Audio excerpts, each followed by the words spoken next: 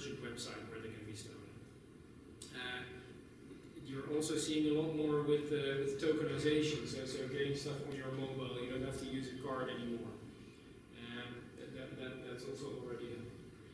You see, okay, Bitcoin, that's actually one I didn't really address in the unique selling points, but the really fast payments, instant settlement, is actually also already being looked at by European banks to how to get real-time payments in the air, because even banks, believe it or not, are discovering that that in the 21st century nobody wants to have payments which have to wait until after the weekend before they actually reach their intended merchant. So that is in development. So no one waits for settlement anymore. Getting the user more in control of his electronic money. The whole convenience that's of course the Apple is what they're all about. Even in banking, you see that access to the bank account, getting APIs where you can have third-party service providers get your payment information from your bank and display it in all kinds of neat ways, and even do payments initiation towards your bank. That is happening. Banks are being pulled kicking and screaming into it by European regulation, but there is stuff going on. So if Bitcoin is kind of slowly losing its competitive edge in that sense. So there is of course a bright side, thankfully, and I do believe that there are definitely ways that Bitcoin can really grab the market. For example, so not in the least place, because Bitcoin and cryptocurrency technology in general is also being developed further. First of all, in areas which have nothing at all to do with payments, because the question is, do you actually want to make your money in payments as a company? Because there is so much competition, it's very hard to really get a unique position as a payments organization. So a lot of payments organizations, such as PayPal, such as banks, are looking at things like, how can we do digital identity, because there's much more money in it? How can we do transfer of assets? And that's something that blockchain technology lends itself to quite well, actually. Other developments around the Internet of Things. How can you do ownership and connections that way use Bitcoin or cryptocurrency. And in payments, there's also still developments to be made. I mean, multi-signature payments is a real interesting field of development, with escrow, etc. Possible programmable payments, so where you can really start automating stuff. Smart contracts, of course, kind of straddles between is it a non-payment or a payment, but anyway. That is really where the money is, so to speak, in my opinion. So the technology is here to stay, but we don't know what it's going to look like. And I think it's probably, there's a good chance that it'll just disappear under the hood. So this is what the Apple operating system on my computer looks like right now. Underneath, it's all just Unix. And this is what Unix looked like 40 years ago. And the technology of Unix hasn't changed fundamentally. But if I was still seeing this, then I'm sure that there would be a lot less Apple users than there are right now. So it's all about making the user experience on top of a very solid technology.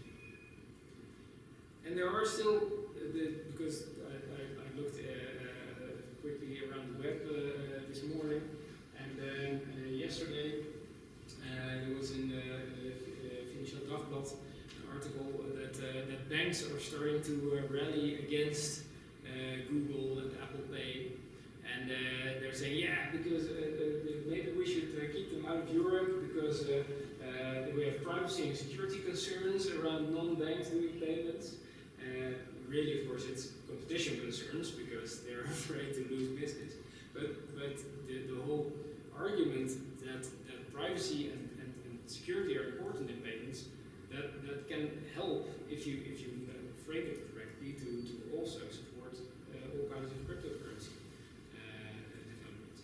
And of course, the Rabobank has said, yeah, we might support Apple Pay, but then we will have people pay more for it because Apple wants 0.15% of each transaction.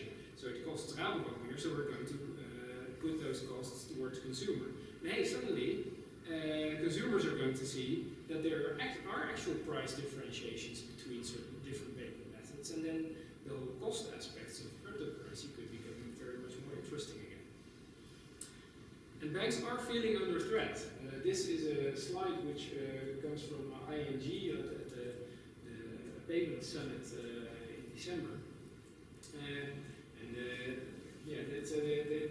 The top guy from ING was saying traditional banking model is under severe threat. They have Bitcoin over here, they have Apple over there. They see everybody attacking their business model. So there's definitely a lot of stuff happening in payments, and yeah, I would think that it's a good time to be a payments innovator. Is that slide public, available somewhere? Well, I put it on my Twitter, so in that sense, yes. I'm not sure if they. I think that it was for the yearly meeting from the Dutch Payment Association, the Tafeling. I think they actually published all the presentations.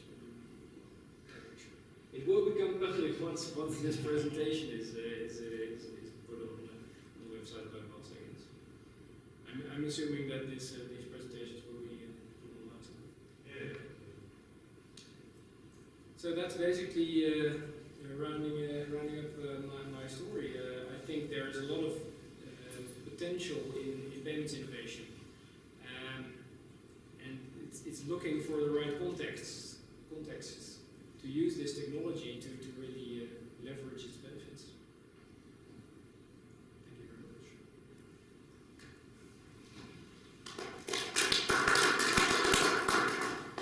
Are there any questions? Sure.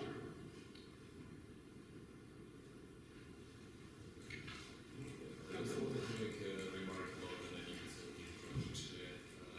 It's actually a misconception that Bitcoin is anonymous. And in fact, when you pay with Bitcoin, you reveal your transaction not only to your bank, like when you do a credit card payment, but you reveal to much more people if you make a payment. So just a remark. And so the payment itself is, of course, broadcast to the network. But in that sense, the payment is public. But who the owners of the different Bitcoin addresses are is still something which is not. Yeah, that's true that they are pseudonymous when you look at the blockchain. But the first problem is that once you reveal one of your Bitcoin addresses, with very high probability you can link them to your other Bitcoin addresses. The second part is that Bitcoin doesn't use encryption, so if you analyze network traffic, you can link your transaction and hence your Bitcoin address to your IP address. Yeah. Well, it doesn't directly say this is you or your name, family name, but it will tell where you live. It's a lot less anonymous than people think it is. I think that's definitely an important conclusion. On the other hand, you could use, if you're cautious and use the right tools, you can make it a lot more anonymous, which is something you definitely could never do with bank transactions. I mean, if you use Tor to hide your IP address, if you really keep a good administration of keeping your Bitcoin addresses separate, you could go a long way in making it at least more difficult to find out your identity, I guess. Well, I think using Tor is not a solution actually, but I agree with you that if somebody is technically skilled, there are ways to protect your privacy, but I think those methods are not readily available for general public. So I cannot download into iTunes. Yeah, that's true. But I don't think that's really super necessary to make it really fly. I think the strong point here is that it is possible to just like I could use a cloud wallet and have some of the benefits of Bitcoin, but I have the ability to keep everything under my sole control. I don't know if necessarily the majority of people will want to do that, but the fact that it is possible is already quite. We generally agree. I think it's possible to do it. But the current version is. Yeah, it has flaws. But I agree that the potential is there.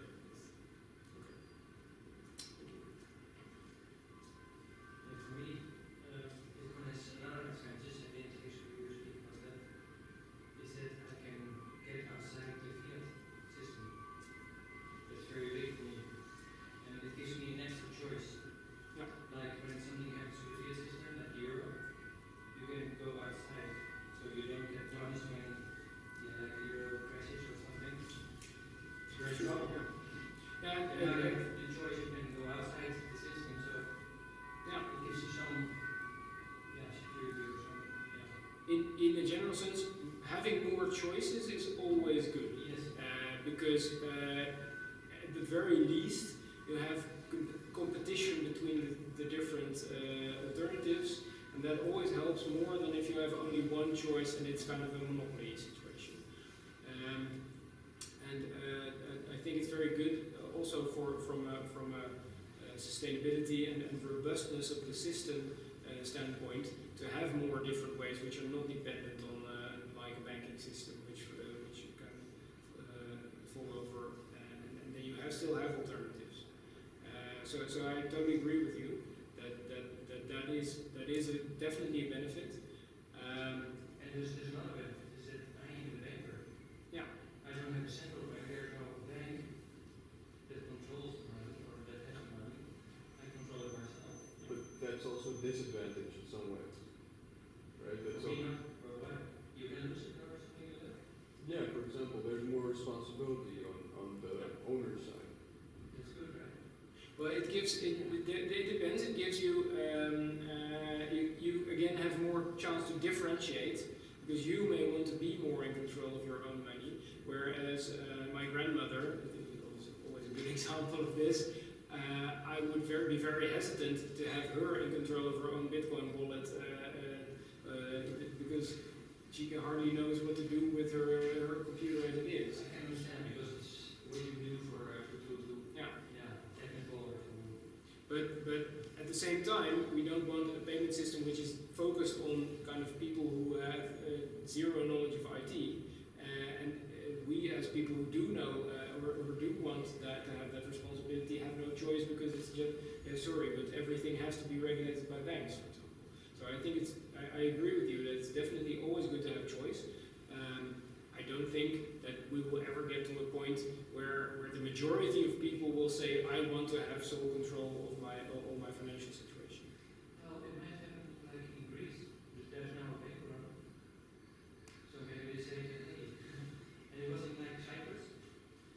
Yeah, that's true. That's true. In certain circumstances, the people who do have sole control of their own finances will definitely be in an advantage. Absolutely. Sorry,